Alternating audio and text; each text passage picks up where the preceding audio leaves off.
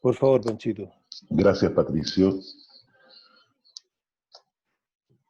Bueno, yo diría que las profecías, yo creo que apasionan a casi toda la humanidad. Casi todos los seres humanos sienten un tremendo asombro ante este tema, que realmente es fascinante. Y me voy a referir más que nada a lo que son las profecías que están registradas en los libros sagrados de la humanidad. Nada más que a esos. Porque hay mucha gente en la historia que ha dicho profecía y todos conocemos a muchos de estos personajes, son muy famosos en la historia, ¿verdad? Como Nostradamus, Edgar Cayce y muchos otros, pero que no corresponde hablar de ellos, porque han sido muchos fraudes también han habido con el tema de la profecía. Se han escrito después que se habían producido los hechos. Entonces ahí es un tema que ha engañado a mucha gente. Y la profecía de los libros sagrados, Corán, Biblia, Bhagavad Gita, libros sagrados de nuestros amados indígenas americanos, etcétera, forman parte de un conocimiento de toda la humanidad.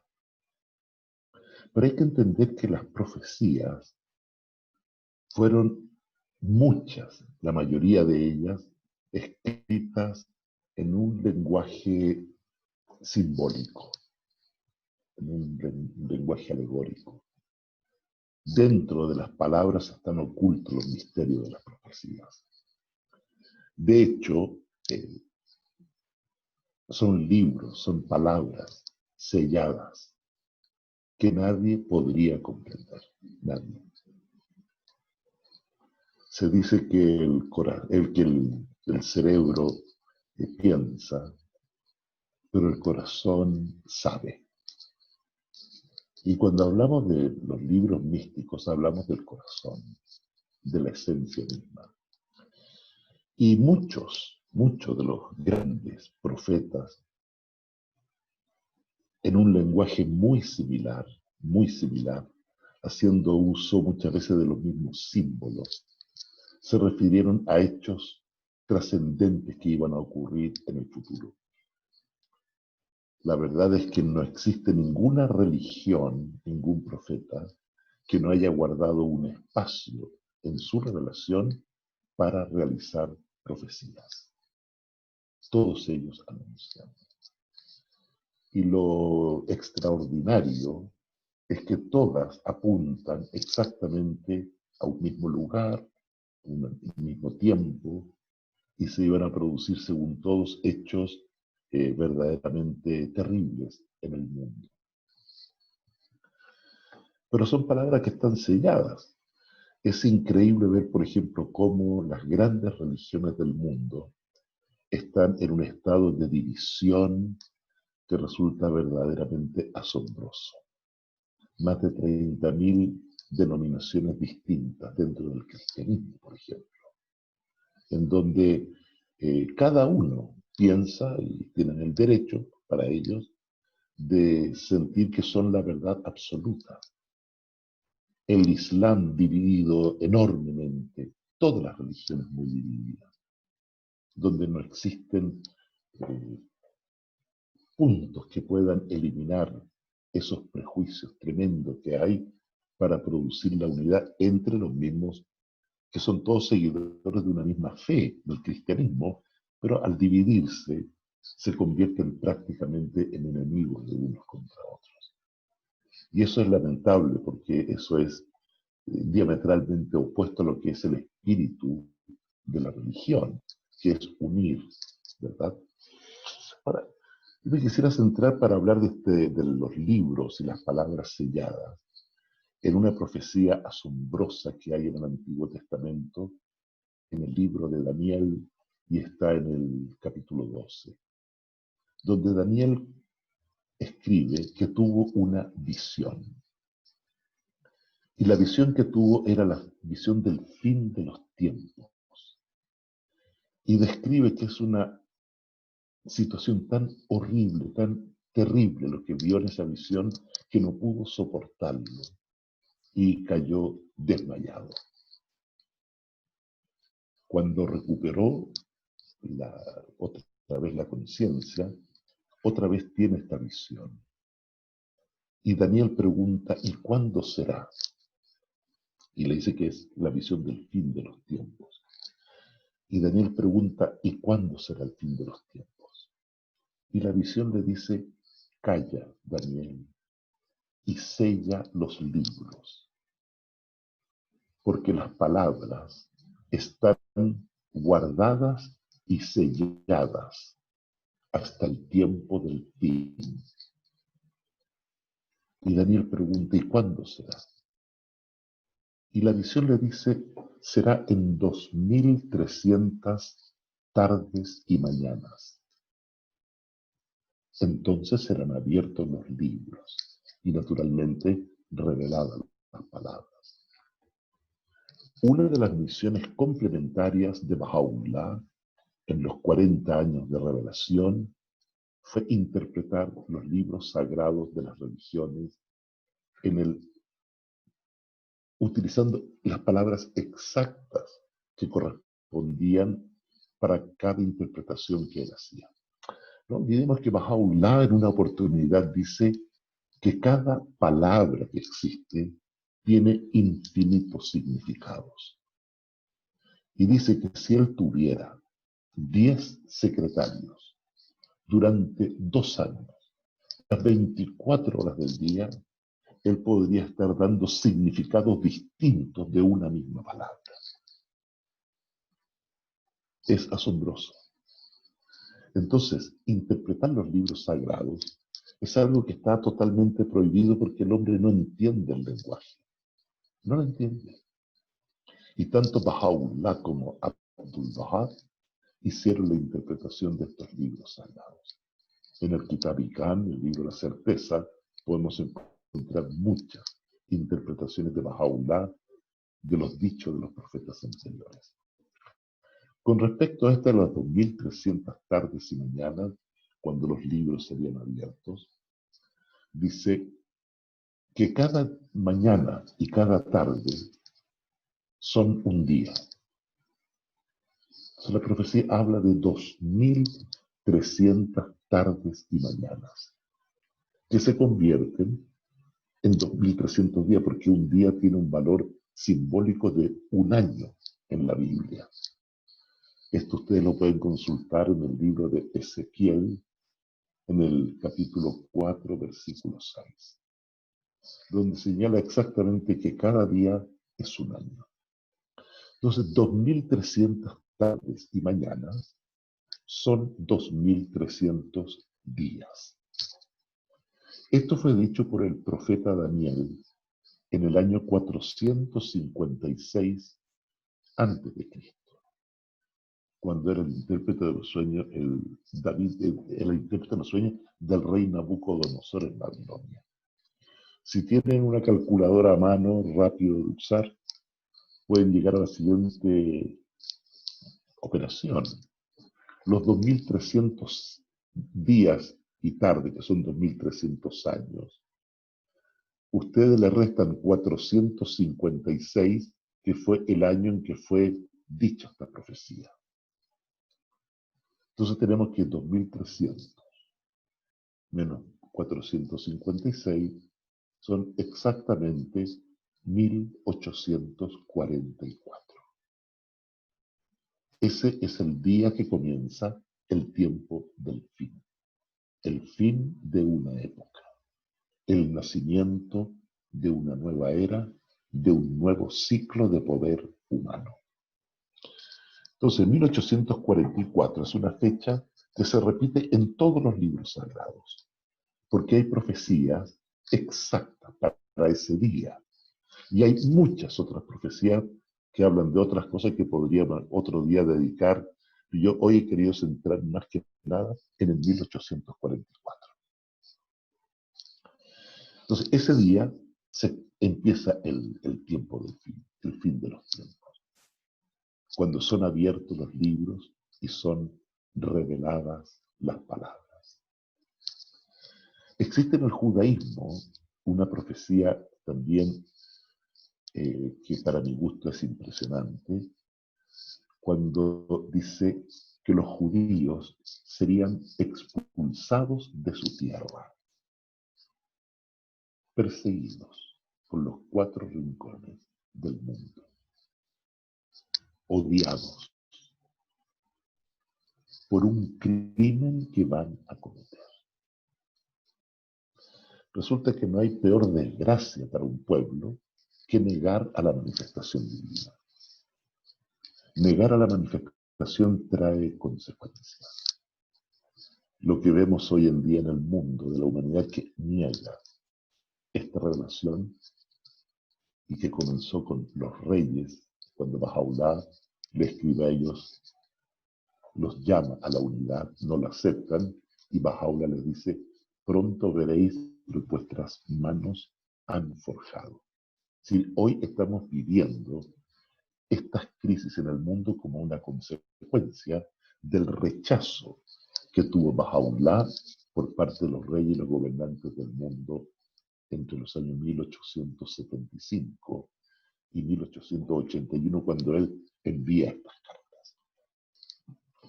Pues bien, los judíos serían expulsados de su tierra, perseguidos por los cuatro rincones y serían un pueblo odiado. Resulta que en el año 70 después de Cristo, los judíos fueron expulsados de Palestina por orden de un rey romano de aquella época que se llamaba Tito. Y ahí comenzó lo que conocemos como la diáspora, la salida, el éxodo del pueblo judío y que fueron repartidos por los cuatro rincones del planeta. Pero la profecía continúa. Dice, pero cuando venga el Señor de las huestes, que es uno de los títulos de Bahá'u'lláh, dice, encontrará que no están en su tierra los judíos. Dice, Él los reunirá. Él los recogerá. Él les devolverá su nación. Bueno, todos sabemos la historia del querido pueblo judío, cómo fueron dispersados por el mundo entero. Pero resulta que el día 1 de Nisan del calendario judío, que coincide en mayo de 1844, la reina Victoria de Inglaterra, junto al sultán turco Abdul Aziz, firmaron lo que es conocido como un edicto, que se llama históricamente el Edicto de Tolerancia. En ese edicto, y por primera vez en los mil y tantos años, por primera vez, se permite a los judíos volver legalmente a su tierra. En ese momento se manifestaba el Bab. Ese día se firmaba este edicto en el cual se permite el retorno de los judíos a su tierra.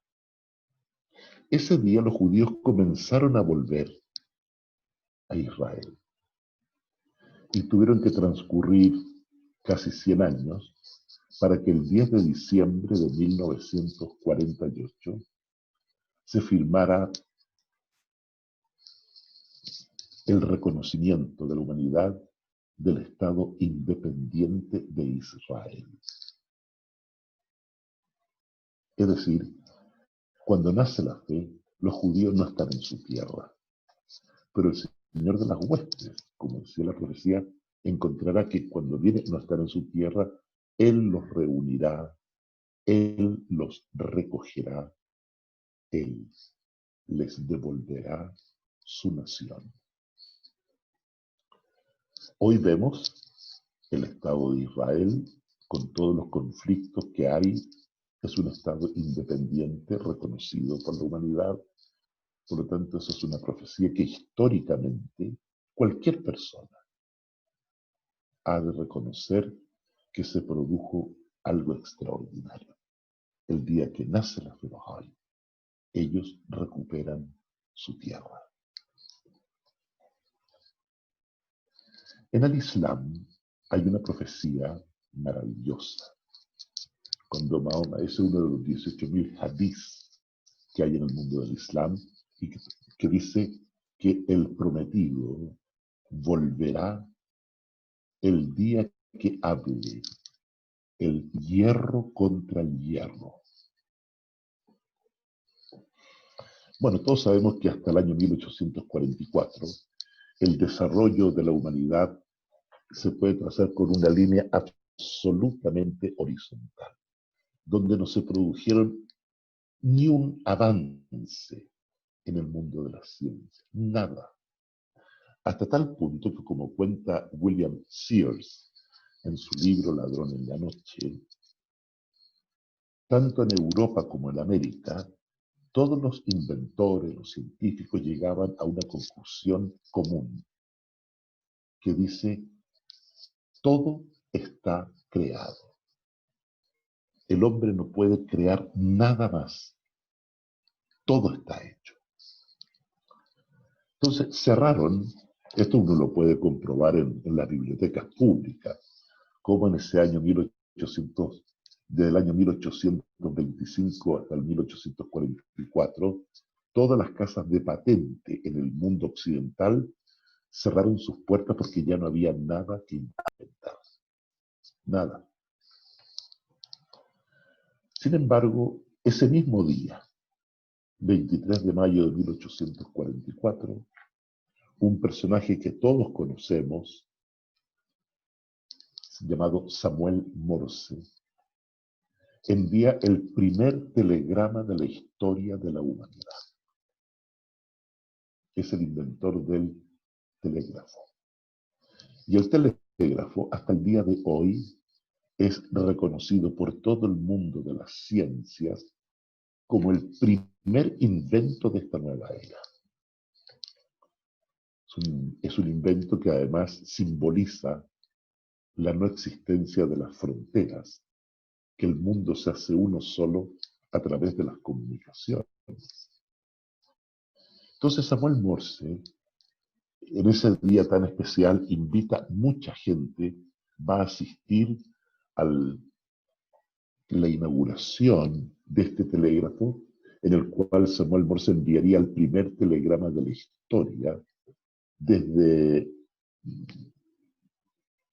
Fue a Washington desde un pueblo pequeño, no me acuerdo el pueblo que se llamaba, iba a mandar el primer telegrama al cual asistieron a este hecho varios parlamentarios americanos para ver el lanzamiento de este telegrama.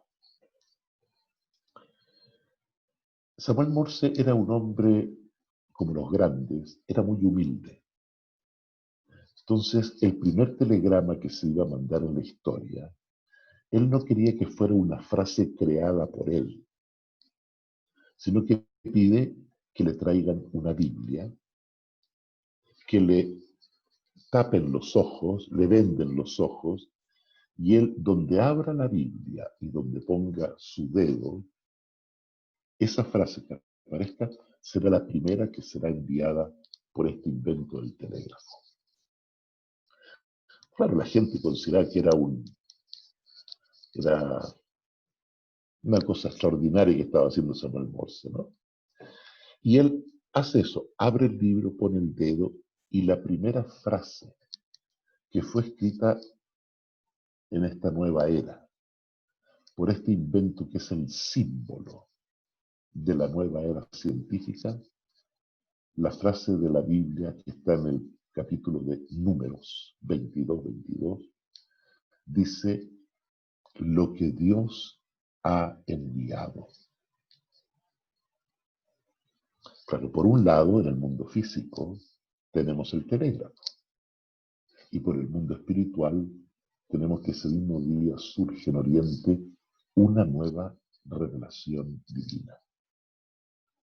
Ahora, cuando dice la profecía del Islam, en ese día hablará el hierro contra el hierro.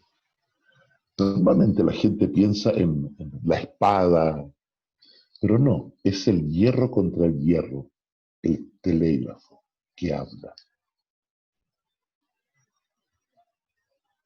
Y eso ocurre también en 1844. Cristo dice, volveré el día. O sea, dice el día, no la semana, no, el día que se haya cumplido el tiempo de los gentiles. ¿Saben ustedes quiénes son los gentiles? Si pueden levantar la mano. Bueno, los gentiles son aquellos que no siendo judíos vivían en Palestina. Primero fueron los romanos y posteriormente fueron los árabes que ocuparon Tierra Santa. Y Cristo dice, volveré el día que se haya cumplido el tiempo de los gentiles. ¿Cuándo se cumple ese día? Pues el día que se firma el edicto de tolerancia por Abdulaziz con la reina Victoria, en el cual se permite por primera vez ahora que los judíos vuelvan a su tierra porque el tiempo de los gentiles ha terminado. Desde ese día, cuando los judíos comenzaron a volver a su tierra, hasta el día de hoy, nadie los va a mover un centímetro. Es decir, son profecías estas que apuntan todas exactamente para el mismo día. Por eso que Bahá'u'lláh lo llama el día de Dios. El día en que la humanidad está produciendo el fruto prometido por todas las religiones, que es la unidad. La unidad es el fruto de la fe Bahá'í. Entonces, este es el día de Dios. En esa oración que dice, magnificado sea tu nombre por cuanto has manifestado el día que es el rey de los días. Día que tú anunciaste a tus escogidos y a tus profetas en tus más excelsas tablas. Día en que tú derramaste el esplendor de la gloria de todos tus nombres sobre todo lo creado. Grande es la bendición de quien quiera se haya acercado hasta ti, haya alcanzado tu presencia y percibido el acento de tu voz. Este es el día prometido. Este es el día, como dice Bahá'u'lláh, en que los más grandes favores de Dios han sido traídos a la humanidad. Que en este día veremos lo que ojos mortales jamás han visto. Hoy estaba a punto de almorzar y recibí en un WhatsApp un link para que me conectara en forma directa, instantánea, con la NASA, porque era el lanzamiento de un cohete que iba a la Luna, el primer cohete que va en forma particular, privado, con su astronauta y todo, iban a partir a la Luna. Yo lo vi en directo, o sea, y después se suspendió, creo que va a salir ahora el día 30, pero en directo estamos viendo estos hechos que hace 100 años atrás estos eran milagros. Entonces me hizo pensar en una profecía, esa profecía de Cristo, cuando dice, vendré en un siglo nuevo, haré nuevas todas las cosas y las ciencias se multiplicarán. Desde el día del telégrafo hasta hoy, absolutamente todo es nuevo, es un siglo nuevo y son todas las cosas nuevas, y vemos la ciencia, cómo crece, cómo avanza en forma exponencial, donde no hay nada que indique que este desarrollo, esta capacidad inventiva, vaya a detenerse. Entonces que vendrá en un siglo nuevo, hará nuevas todas las cosas y las ciencias se multiplicarán. Bueno, en la época de Cristo no hay ciencia. No existe la ciencia en aquella época. Sin embargo, hoy la ciencia es lo que mueve al mundo. ¿Y cuáles son los prodigios en el aire que habla? Bueno, lo que íbamos a ver en directo en el WhatsApp es un prodigio en el aire. Enviar una nave al espacio, una nave tripulada al espacio, y que dentro de un par de años más se va a mandar un cohete también, una nave tripulada al planeta Marte. ¿Esos no son prodigios en el aire? En este momento estamos viendo el Zoom. ¿Qué es el Zoom? Es otro prodigio en el aire, porque son ondas. Son ondas que están en el espacio y que por medio de la ciencia y la tecnología, el computador recibe esta onda, que es invisible, la transforma en imagen, pero más que imagen, en lugares de tantas partes del mundo que simultáneamente la vemos en una misma pantalla. Esto es un prodigio en el aire.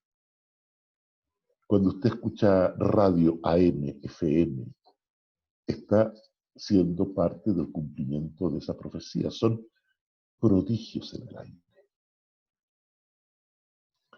La verdad es que son tantas y tantas las profecías que hablan de este día que resulta abrumador. Hace un tiempo atrás estuve en el sur y estuve con amigos bahá'ís mapuches. Y uno de ellos, un amigo notable. Quiero decir, por ejemplo, que existen dos tipos de personas, los sabios y los doctos. Los doctos son aquellos que a fuerza de estudiar adquieren mucho conocimiento, mucho conocimiento. Pero los sabios son personas que poseen sabiduría, intuición. Por eso al principio decía que el cerebro piensa, el corazón sabe. Y me decía este amigo mapuche que hay una profecía. Ustedes saben que está el gran profeta Viracocha en el mundo de América Latina, que tiene dos libros sagrados, que son el Popol Vuh y el Shilam Balam. Son libros sagrados como lo son el Corán, la Biblia, son libros sagrados de los indígenas. Y hay una profecía de los indígenas que dice que en el último día vendrán dos canelos. El canelo es el árbol sagrado, que para ellos es la unión de la tierra con lo divino. Dice, vendrán dos canelos. Dice, sus ramas cubrirán toda la tierra y tendrán frutos que alimentarán al mundo entero. ¿Sí? ¿Imaginan qué maravillosa profecía para ellos? Pero también Viracocha tiene profecías para el mundo indígena de toda América Latina y me imagino que América Central y Norteamérica, Hopis y todos los indígenas que hay en Canadá, Estados Unidos, Centroamérica y Sudamérica, donde una profecía notable que tiene él dice, cuando veáis llegar desde el mar hombres barbados, recibidlos porque os traen palabras de Dios. Resulta que cuando en el año 1492 llegaron a América los españoles, eran barbados. Pensaron que se estaban cumpliendo las profecías de Viracocha. razón por la cual los indígenas americanos fueron tan sumisos. Fueron hasta que se sintieron verdaderamente traicionados, es cuando ellos comenzaron a combatir. Pero ellos los recibieron como si fueran los que estaban cumpliendo las promesas de Viracocha. Los hombres barbados que llegaron a América fue Abdul Baha, con todos los Bahá'í que le acompañaron en su viaje a América. Y esta profecía, hace poco cuando estuve en Madrid, ahí en la Plaza Colón, hay una roca que debe tener, no sé, unos 15 metros de largo, donde está tallada, está esculpida en la roca esta profecía y colocando el Popol Vuh como el libro madre de los indígenas americanos, donde registran esta profecía. Podríamos seguir hablando de muchas profecías, querido amigo. Yo me he querido centrar en estas, que son las que apuntan, como decía, a un momento exacto. Hay otras preciosas también, por ejemplo, en el Apocalipsis, cuando dice que en aquel día, en esta época dice,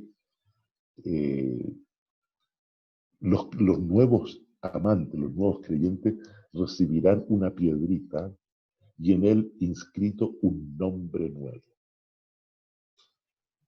Porque cuando viniera Cristo vendría con un nombre nuevo.